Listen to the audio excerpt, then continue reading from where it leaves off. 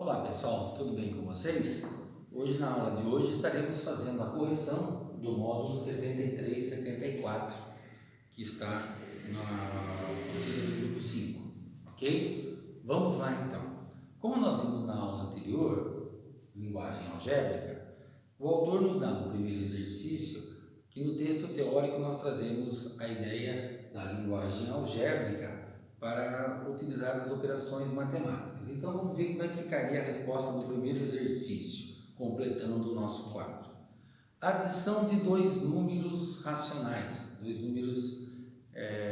racionais. Bom, eu disse para vocês que na matemática é muito comum a gente usar x e y na aula anterior. Então você poderia, a soma de dois números, a soma de dois números racionais, x mais n, ok? Poderia ser x mais y, poderia ser a mais b, poderia ser c mais d, a mais j, poderia ser dois números. Uma letra representa um, outra letra representa o outro. O mais comum vai ser a gente usar o x e n, mas se você usar x e y, a e b também está correto, ok? Produto de dois números inteiros, então eu poderia ter aqui x vezes n, ou então eu poderia ter a vezes b, como nós vimos no retângulo lá da teoria, né? Sucessor de um número natural, então se o número for x, o sucessor dele, x mais 1, ou então se eu tiver n, o sucessor dele, n mais 1. Antecessor, aquele que vem antes de um número inteiro. Ora, se o número for x, x menos 1. Se o número for n, n menos 1. Tudo bem? Tranquilo até aí? Ficou claro? Que bom. Já no segundo exercício, ele mostra a ideia de que na multiplicação algébrica, quando eu tenho aqui na linguagem algébrica a multiplicação, que eu posso escrever isso de uma forma mais simples, eliminando esse ponto que significa multiplicação. Foi isso que nós vimos na aula passada, foi isso que vocês viram no texto teórico, e é essa explicação que ele dá no exercício. E pede que, de acordo com essa ideia, simplifique a escrita de cada multiplicação dada. Ora, quando eu tenho 3 vezes n, eu posso pôr 3n. Quando eu tenho x, ou melhor, y vezes z, eu posso pôr yz. Olha que legal. E se eu colocasse zy, estaria errado? Não, porque como é multiplicação, a ordem dos fatores não altera o produto. Então eu poderia colocar yz ou zy. Normalmente nós buscamos colocar em ordem alfabética as letras, tá? Colocar em ordem alfabética. Mas se você inverter, não está errado, ok? Bom, na letra C, 4 que multiplica n que multiplica m. Então eu tenho 4m, m. Na letra D, x que multiplica y que multiplica z. O que eu tenho? x, y, z. Na letra E, 3 que multiplica x mais 1. Então basta eu colocar o 3, x mais 1. Ó, uma coisa nova. O número na frente do parênteses, sem nada aqui, significa multiplicação. Aí, quando nós estivermos fazendo o cálculo, faremos a propriedade distributiva, um outro estudo, uma outra aula, tá claro? A mesma coisa aqui, 5 que multiplica, ó, o sinal de multiplicação aqui, y menos 6, o que eu tenho? 5, abre parênteses, y menos 6. Repetindo, o número na frente do parênteses, sem nada, significa multiplicação. E agora na letra H, ele deu uma exagerada aqui, né? 6 que multiplica n que multiplica, abre parênteses, 2 que multiplica x menos 3 que multiplica y. Bom, será que ele precisa escrever de uma maneira tão complexa dessa? Não, basta eu fazer 6n, abre parênteses, tá vendo? Já saiu dois sinais de multiplicação. Quem agora? 2x menos 3y. Olha como essa escrita fica muito mais simples do que tudo isso aqui. Tá bom? Ficou claro até aí? Que bom! Vamos partir agora para a correção do exercício 3. Bem, continuando aqui, vamos agora à correção do exercício 3, que o autor nos fala. Sendo A e B números racionais, ele estabeleceu para não ficar solto, né? Não ficar perdido. Você não saberia se você escreveria racional, natural, inteiro. Então ele já estabeleceu que é racional. Racionais quaisquer, traduz a linguagem portuguesa a sentença correspondente a cada expressão seguinte. Então eu tenho que escrever na língua portuguesa o que é A menos B. Sempre que você tiver uma subtração ou uma adição, você começa a frase por essa operação. Então aqui no caso, a diferença entre dois números racionais. Se fosse adição, a soma ou a adição de dois números racionais. Tá certo? Na letra B, o que eu tenho aqui? A elevado ao cubo, não é isso? Então eu poderia colocar um número racional elevado ao cubo, ou então a maneira mais comum de colocar, o cubo de um número racional. Ah, professor, eu coloquei um número racional elevado ao cubo. Também está certo, ok? Mas a maneira mais tradicional de se usar na matemática é o cubo de um número racional. Esses dois aqui, nós precisamos tomar muito cuidado agora. O que eu tenho aqui na letra C? 2n mais 1. Na verdade, isso daqui é o sucessor de um número racional. Por que ele é o sucessor de um número racional? Na verdade, o sucessor, faltou um termo aqui, ó. O sucessor, vou até modificar aqui um pouquinho, ó, meus queridos, eu esqueci de colocar uma palavra que é fundamental. O sucessor do dobro de um número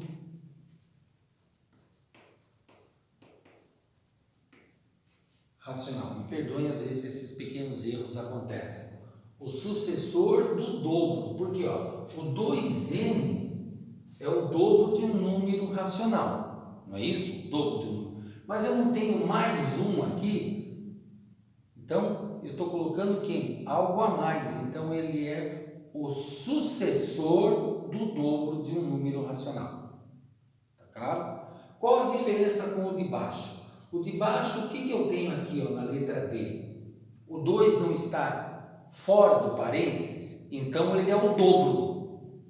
O 2 estando fora do parênteses, ele é o dobro. O dobro de quem? N não é um número racional? Sim.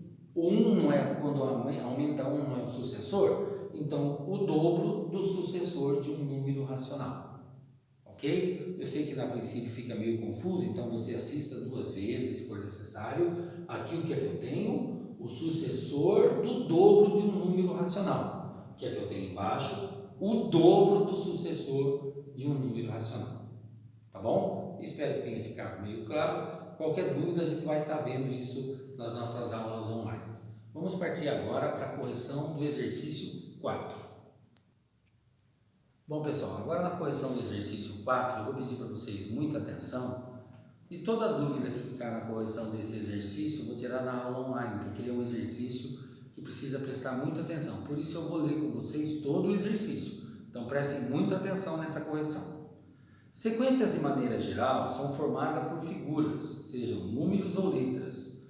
Podem ter um padrão de repetição que seja generalizado, como por exemplo, veja a seguinte sequência numérica: 2, 4, 6, 8, 10, 12.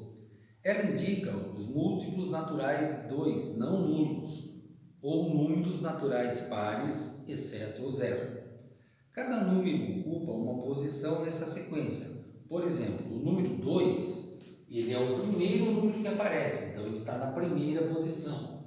O número 4 está na segunda posição, o número 6 na terceira posição, assim sucessivamente. Sendo n o número que indica a posição de cada termo nessa sequência, o enésimo, termo qualquer, um termo lá para frente que eu queira calcular, termo dessa sequência pode ser obtida através de qual expressão? 2n. O que significa 2n? 2 que multiplica a posição que o número ocupa. Quem é que está na primeira posição? O 2. 2 vezes a primeira posição, 2.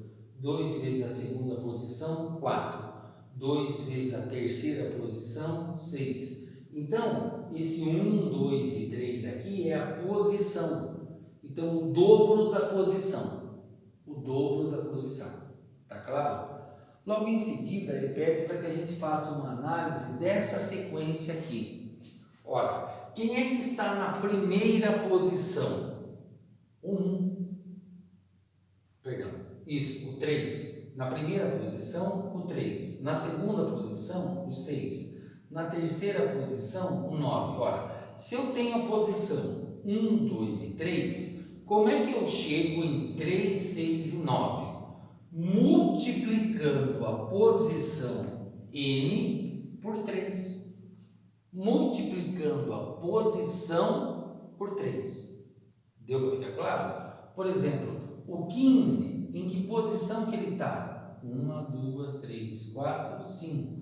Ele não está na quinta posição? Então, se eu multiplicar a quinta posição por 3, 3 vezes 5, 15, eu encontro o valor. Tá claro? Se isso ficou meio confuso, eu vou explicar melhor depois na aula online e a gente tenta sanar melhor essa dúvida. Eu sei que muita gente vai ficar meio complicado, mas devagarzinho a gente vai entendendo. Tudo bem? Então, a resposta aqui da letra A expressão que representa essa sequência é 3n. Lembrando que o n, ou o x, ou a letra que fosse, é a posição que o número ocupa. Tudo bem até aí? Agora a letra B já é um item um pouco mais complexo. Presta atenção. As sequências que são chamadas recursivas, em que cada número é obtido a partir do número anterior, recursivas. Vou dar um exemplo. 0, 3... 3 mais 3, 6, 6 mais 3, 9, 9 mais 3, 12. Essas são sequências recursivas. E outras chamadas de não recursivas, tá? Em que cada termo não tem nada a ver com o termo anterior. Por exemplo, 1 ao quadrado é 1, 2 ao quadrado é 4, 3 ao quadrado é 9. Então fica 1, 4, 9, depois 16, 25, que são os números elevados ao quadrado. Uma sequência, o termo não tem nada a ver com o outro. Então, quando tem uma sequência lógica na formação do termo, ela é chamada de recursiva. Quando não tem essa sequência, ela é chamada de não recursiva. Aí ele pergunta, a sequência anterior pode ser classificada como recursiva e como não recursiva? Explique. Essa sequência, ela pode ser recursiva e não recursiva? Bom, a resposta é sim. Quando que ela é recursiva? 3 mais 3, 6. 6 mais 3, 9. 9 mais 3. Então, para formar um número, eu posso ir somando. E também posso formar essa sequência de uma maneira aleatória, pegando a posição e multiplicando por 3. Ficou claro? Ela é recursiva porque cada termo aqui, se eu for somando 3, eu vou formando o outro. E ela é não recursiva porque se eu pegar qualquer posição e multiplicar por 3, ela também se encaixa, mesmo que não tenha nada a ver uma coisa com a outra. Tudo bem? Eu acho que pode ter ficado um pouco confuso. Eu acho que eu vou ter que tirar essas dúvidas lá na aula online. Mas a gente se vê lá depois, tá bom? Já na letra C, observe as figuras que um artista está criando para compor o painel. Aí nós temos 4 figuras. Aí ele escreve assim, com base nas figuras apresentadas, faça o que se pede. Indique no quadro seguinte o total de triângulos coloridos em cada figura. Bom, na figura 1 só tem um triângulo verde, então eu só tenho um triângulo colorido. Na figura 2 eu tenho 4 triângulos, mas 3 estão em laranja, então eu tenho 3 triângulos coloridos. Na figura 4, eu tenho bastante triângulo aqui, mas colorido apenas 9. Pode ver que são 9 triângulos coloridos. E na próxima figura, na figura 4, eu tenho vários triângulos, mas coloridos eu tenho apenas 27. Eu formei uma nova sequência. 1, 3, 9, 27. Tá certo? 1, 3, 9, 27. Aí ele faz o seguinte: sendo n o número que indica cada termo dessa sequência, é correto afirmar que o número correspondente ao enésimo termo será generalizado por 3 elevado a n menos 1? Bom, vamos ver. Aqui não é 1? Sim? 1. 1 menos 1, 0. 3 elevado a 0, 1. Tá claro? Aqui não é 2? 2 menos 1, 1. 3 elevado a 1, 3. Aqui não é 3? 3 menos 1, 2. 3 ao quadrado, 9. Aqui não é 4? O n não pode ser 4? 4 menos 1, 3. 3 elevado ao cubo, 27. Então, essa primeira resposta nossa aqui será sim, ela pode ser. Eu sei que ela é meio complexa, tá? Eu já havia comentado nesse exercício, então vocês fiquem muito atentos, depois eu vou tirando as dúvidas melhores lá na nossa aula online. A próxima pergunta: essa sequência numérica obtida pode ser classificada como recursiva? Será que ela é uma sequência recursiva que cada número depende do outro? A resposta é sim. Ela pode ser chamada de recursiva. Por quê? Basta eu pegar cada número e ir multiplicando por 3, eu encontro o próximo número. Então a resposta aí é sim, basta multiplicar cada número por 3 que eu encontro o próximo número. Deu para entender por que ela é recursiva?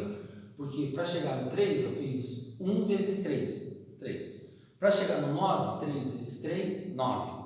Para chegar no 27, 9 vezes 3, 27. Então, cada termo dependeu do outro, tá? E a última pergunta: a sequência numérica obtida pode ser classificada como não recursiva? Explique sua resposta.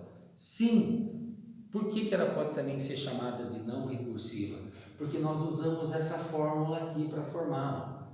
Essa fórmula, quando nós usamos essa formulinha matemática aqui para formar uma sequência, tá certo? Ela já se transforma numa sequência não recursiva, porque cada termo independe do outro, depende só da posição. Vocês estão percebendo? A formulinha, ela já transforma numa sequência não recursiva. E aqui, coincidentemente, ela também ficou uma sequência recursiva. Ok? Bom, eu sei que foi muita coisa nesse exercício 4, um pouco complexo. Eu vou pedir para vocês lerem, assistirem o vídeo novamente, terem muito cuidado. E vocês veem que quando vocês viram a página, nós temos o exercício 5, que foi exatamente aquilo que eu disse para vocês, que nós não iríamos estar fazendo esse exercício, porque ele pede para que vocês se juntem em grupo, façam uma atividade. Bom, eu estou terminando essa aula por aqui, pedindo para que vocês, para a próxima aula, já façam uma leitura do módulo 75, 76 e 77, que trata da parte de igualdade, ok? Façam essa leitura e na próxima aula a gente vai estar tirando todas as dúvidas. A gente se vê nas aulas online. Fiquem com Deus e até uma próxima.